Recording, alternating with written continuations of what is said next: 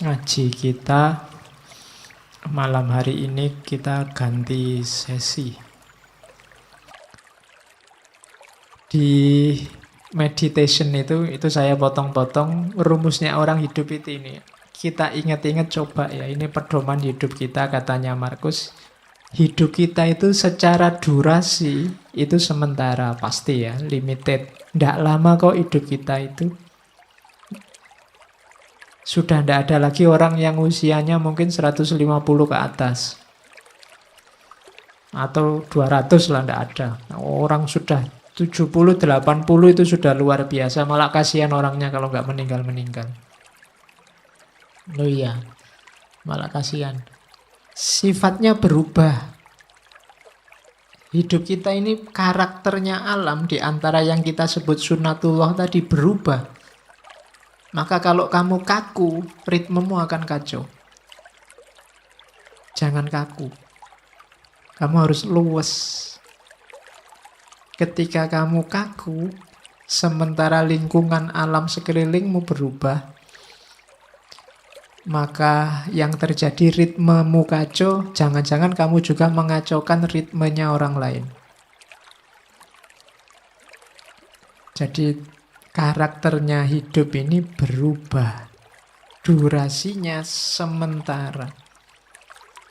Persepsi kita, pemahaman kita, sifatnya abu-abu kalau bahasanya. Abu-abu itu apa? Kita ini manusia yang terbatas dan pemahaman kita juga terbatas. Kebenaran, kebaikan yang kita pahami itu sebatas kemampuan kita. Maka tadi jangan kaku. Kalau kamu kaku, kamu akan mandek di keterbatasan tadi. Kamu tidak berkembang, tidak lebih baik. Padahal kamu harus lebih baik terus. Karena hari ini kamu terbatas. Besok batasmu harusnya lebih luas. Jadi persepsi kita ini suram. Kita itu tidak ngerti sangat banyak hal. Ngertinya cuma sedikit. Berarti apa? Kebenaran yang kita tahu sebagai benar juga limited, terbatas. Bukan karena kebenarannya yang terbatas, tapi kapasitas kita yang terbatas. Kemudian persepsi urusan akal ya, pemahaman. Sekarang tubuh kita itu sifatnya melemah. Grafiknya manusia itu kan ya kecil jadi besar, setelah itu kan melemah. Sebenarnya bahasa aslinya membusuk. Usia-usia kalian ini mungkin sudah tidak bisa lebih tinggi lagi, tidak bisa berkembang lagi, sudah selesai. Kecuali kamu ikut terapi-terapi minum pil apa itu, nambah tinggi 2 cm itu mungkin ya. Sudah tidak bisa, percayalah, sudah habis pertumbuhanmu. Kamu minum susu pertumbuhan tulang sampai berapa, sudah selesai. Usia-usia kita sudah tua. Jadi, dan grafiknya pasti semakin melemah. Tidak ada orang yang tambah tua, tambah kuat, luar biasa, tambah tidak ada. Pasti. Jadi tubuh, jasad, fisik itu semakin melemah. Kemudian jiwa kita itu yang karakter utamanya sebenarnya dia kebingungan. Soul itu. Dia kalau tidak punya pemandu resmi, dia selalu bingung, mudah dipengaruhi. Akal itu kan, mental itu kan mudah dipengaruhi. Sekarang seneng, besok benci. Kemarin kerjasama, sekarang gegeran. Itu jiwa kita selalu begitu. Mudah dipengaruhi, selalu dalam kebingungan. Kemudian 5 yang atas tadi kan serba tidak enak. Terus kamu, kalau gitu saya nunggu takdir, keberuntungan. Tidak, keberuntungan, takdir itu tidak bisa ditebak. Tidak mesti. Di situ ditambahi oleh Markus kemasyhuran. Kemasyhuran itu mungkin kamu mengandalkan status, mengandalkan nama baik, mengandalkan keluarga, mengandalkan identitasmu sebagai apa. Katanya Markus itu juga tidak pasti. Seterkenal apapun orang pada saatnya juga lenyap, dilupakan. Jadi ternyata hidup kita itu Semacam ini. Ringkasnya apa? Katanya Markus, hidup ini bagian fisiknya seperti sungai. Dia berubah semakin lama semakin melemah. Sungai itu kan mengalir semakin ke yang lebih landai, lebih ke bawah. Sementara jiwa kita, rohani kita, bagaikan mimpi dan kabut. Tidak jelas, kebingungan. Dan akhirnya kita menjalani hidup itu kayak medan perang. Seperti medan perang dan perjalanan yang jauh dari rumah. Jadi hidup ini medan perangmu. Perang di mana? Perang melawan dirimu sendiri sebenarnya. Melawan hidupmu sendiri. Dan jangan mengandalkan reputasi, jangan mengandalkan status, jangan mengandalkan nama baik, karena semuanya akan terlupakan. Maka tidak usah terlalu banyak membuang energi untuk hal-hal yang tidak penting. Ayo mikir hidup kita sendiri saja. Wong hidup kita sendiri juga tidak terlalu bagus situasi dan kondisinya. Wong ya semua orang begitu. Kalau ditarik lebih jauh lagi, tidak ada orang yang pantas sombong. Sering saya bilang bahwa manusia itu diciptakan sebagai sosok yang tidak pantas untuk sombong. Karena lemah dalam segala aspeknya. Oke, nah kalau hidup begitu. Kebahagiaan terus. Lah kalau gitu apa harus sumpek? Enggak, katanya Markus. Meskipun hidup itu selemah itu, tapi kita tetap bisa bahagia. Rumusnya bahagia simpel. Yang pertama, pikiran. Kebahagiaan hidupmu tergantung kualitas dari pikiranmu. Hari ini, detik ini kamu bisa langsung bahagia meskipun sedang sumpek urusan apa wae, tinggal kamu detailkan urusanmu apa. Uang habis, makalah belum selesai, dosen ngamuk-ngamuk, bapak kos nagih misalnya. Itu kan sumpekmu kan kamu bawa di sini. Itu detik ini juga bisa selesai itu semua, tinggal kamu geser caramu berpikir. Yo gampang lah rumusnya. Duit habis gampang, teman masih banyak. Ya ngampung-ngampung dikit makan ndak apa-apa lah, utang-utang dikit pasti boleh. Nilai jatuh, alah semester depan bisa diulang. Ya makalah kok belum jadi-jadi gampang. Google masih sedia banyak referensi. Itu kan lebih simpel. Tergantung pikiranmu. Berarti apa? Sekarang ayo dinikmati. Atau paling tidak, sekarang kan sedang ngaji di masjid. Urusan makalah, urusan besok kuliah, urusan duit kan nanti kalau mau makan urusan. Jadi sekarang nggak usah tak pikir itu. Nanti jatahnya mikir itu nanti kalau berhadapan dengan urusannya. Kalau sekarang ya mikir ngaji. Itu kan kamu terus jadi bahagia. Jadi tergantung pikir. Ada urusanmu berat, apapun beratnya tinggal. Alah sekarang mikir ngopi-ngopi dulu lah, ngerokok-ngerokok dulu santai. Lu iso bahagia detik itu juga. Jadi kebahagiaanmu itu tidak tergantung apa-apa di luar dirimu, tapi pikiranmu. Makanya sangat sedikit hal yang dibutuhkan untuk hidup bahagia dan semuanya ada dalam dirimu. Di mana itu caramu berpikir. Misalnya kamu, Pak, saya sumpek hari ini, Pak. Orang Indonesia itu loh terpecah dua. Ada kubu pro calon ini, kubu pro calon itu. Loh yang nyuruh kamu mikir itu loh siapa? Nggak ada orang yang nyuruh kamu ngomentari itu loh. Salahmu dewe kamu menyumpekkan dirimu dengan itu. Bahagialah. Banyak hal untuk dinikmati dan bahagia. Nah, itu rumus pertama ya, bahagia dari pikiran. Yang kedua, kebahagiaan akan lahir, hati-hati jangan dicantelkan pada hal di luar dirimu.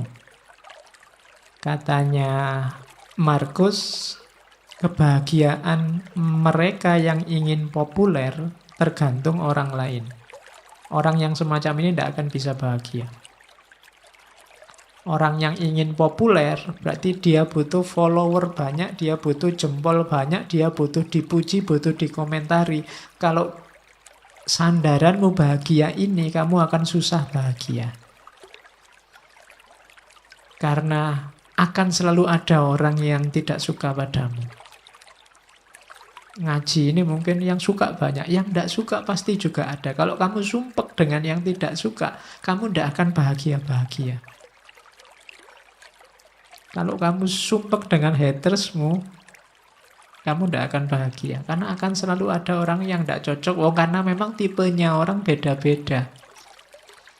Jadi kebahagiaan orang yang ingin populer itu tergantung pada orang lain. Maka jangan nunggu populer dulu baru bahagia. Jangan nunggu dipuji banyak orang dulu baru bahagia.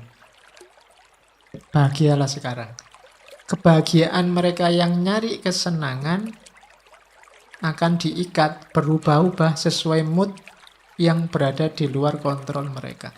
Nah, ini kalau kamu ingin bahagia saat senang saja, kamu mungkin juga susah bahagia. Kenapa? Hidupmu kan banyak sumpeknya. Banyak alangannya, banyak rintangannya. Seneng wisuda, ndak lama. Besoknya sudah sumpek mikir kuliah lagi, apa kerja, apa kawin, sumpek lagi. Ya kan? Ndak ada selesainya. Kalau kamu mengandalkan seneng, hidupmu itu ndak pernah seneng full 100%. Selalu ada bagian sumpeknya. Kalau kamu nunggu mood seneng baru bahagia, kamu mungkin ndak bahagia-bahagia. Alhamdulillah Pak, dapat uang banyak. Besoknya sumpek ini duitnya buat apa? Terus gegeran, terus macam-macam. Tidak lama ternyata kalau bahagia itu mengandalkan senang. Maka bahagia itu katanya Markus, tirulah orang-orang bijaksana. Bahagia itu apa? Dalam kebebasan mereka dari segala keterikatan. Berarti apa? Ya temukan dalam dirimu saja. Tidak usah diikat oleh apapun dari luar dirimu. Dengan pikiranmu saja sekarang kamu sudah bisa bahagia kok. Ngapain capek-capek nyari cantelan di luar? Jadi itu rumusnya bahagia. Pikiranmu. Yang kedua, jangan diikat oleh yang di luar dirimu. Dan yang ketiga, jalani hidupmu sesuai fitrah. Setiap makhluk hidup akan utuh. Berarti menemukan kebahagiaannya saat mengikuti jalan dalam alamiahnya sendiri. Jadi jalannya sendiri yang alami. Ya kayak tadi loh, ya kalau lapar ya makan, haus ya minum, simple, jalan-jalan hidup yang simple, ndak rumit-rumit. Kamu akan bahagia. Ndak usah target macem-macem untuk bahagia di luar diri kamu, nanti akan sumpek sendiri, ndak ketemu-ketemu bahagianya. Nikmati hidupmu, jalani hidupmu sesuai fitrahmu. Ndak usah pakai semboyan. Pokoknya Pak, saya ndak akan kawin sebelum kaya, itu bikin sumpek sendiri. Ya kalau memang ada calonnya, cukup segalanya, ya nikah saja. Saya Pak, sebelum 29 misalnya, itu kan banyak yang begitu. Ndak usah lah, bikin rumit sendiri. Pokoknya kalau cocok sesuai apa-apanya jalan, ya nikah saja, ndak masalah. Itu hidupmu akan utuh. Yang tadi kebahagiaan. Sekarang menghadapi kesulitan yang kita sebut rasa sakit.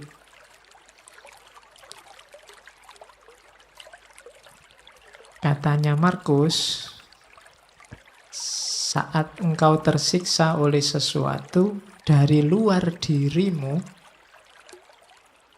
rasa sakit itu sebenarnya bukan dari sesuatu yang menyakitimu, namun dari anggapanmu terhadapnya. Dan engkau memiliki kekuatan untuk mencabutnya kapanpun kau mau. Kalau kamu disakiti orang, Loh, sebenarnya orang itu tidak bisa menyakitimu kalau kamu tidak mau sakit. Pak, orang itu bikin aku mangkel ya Pak. Loh, salahmu sendiri mau mangkel. Mbok kamu ndak usah mau jengkel, nggak usah mau mangkel kan, ndak jadi dia membuat kamu jengkel. Dia membuatmu jengkel karena kamu mau jengkel. Tolaklah rasa sakitmu dan rasa sakit itu akan lenyap. Ndak ada orang bisa menyakitimu, ndak ada orang bisa mencurangimu, nggak ada orang bisa menaklukkanmu kalau kamu sendiri ndak mau.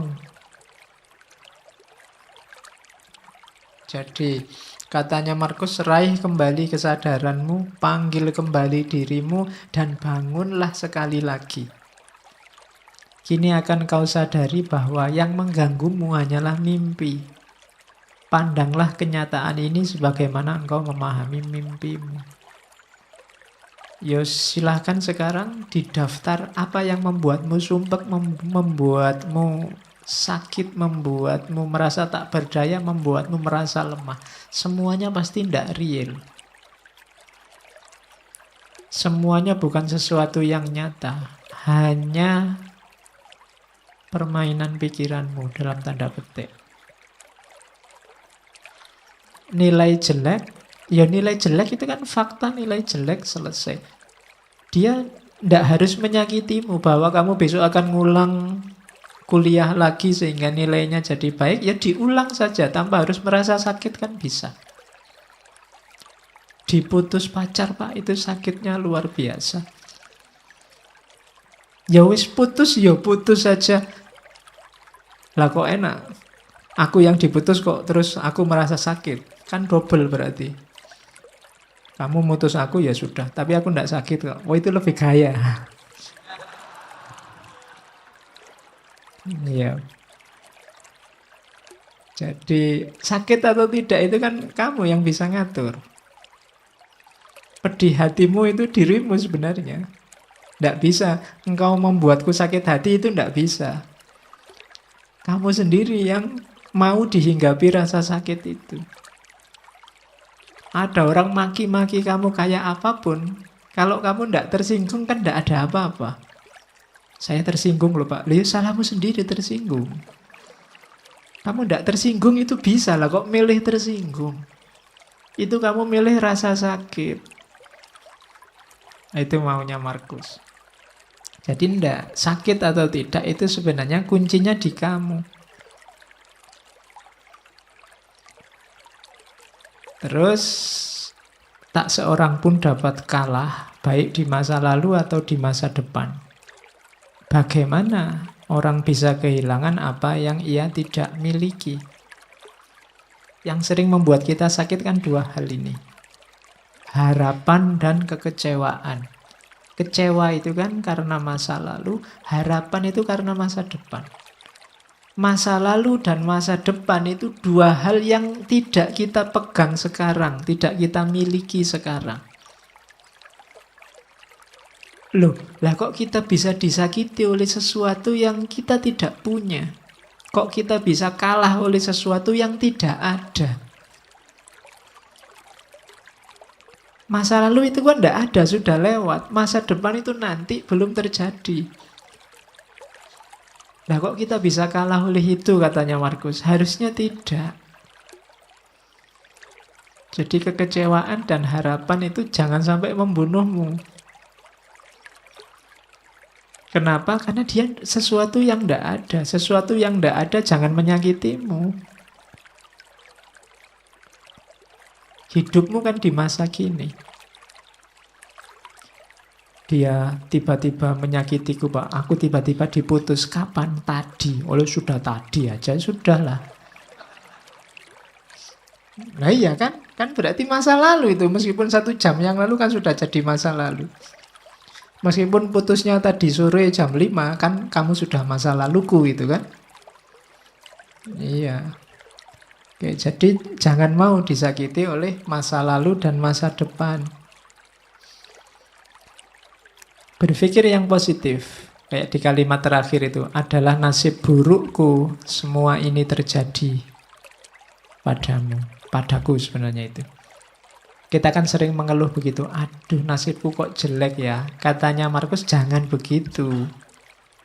Bilang saja nasibku baik, adalah nasib baikku. Di mana nasib baiknya? Meskipun ini terjadi padaku, tapi aku dapat menanggungnya tanpa rasa sakit. Baik itu kehancuran di masa kini maupun ketakutan akan masa depan. Kalau kamu ada masalah apapun, jangan mengeluh. Bersyukurlah bahwa alhamdulillah aku masih kuat menanggungnya. Masih diberi kekuatan untuk menahannya. Nah, itu lebih positif. Jadi, sakitilah aku, injak-injaklah aku, jajalah aku, tapi aku kuat. Alhamdulillah aku. Kalau kamu nyari yang tidak ada masalah dan kamu tidak tersakiti, mungkin tidak bisa. Kamu hidup di dunia yang tidak ada masalah dan kamu tidak tersakiti itu. Bikinlah dirimu kuat menghadapi masalah dan rasa sakit. Maka segalanya akan selesai. Jadi, jangan mau disakiti.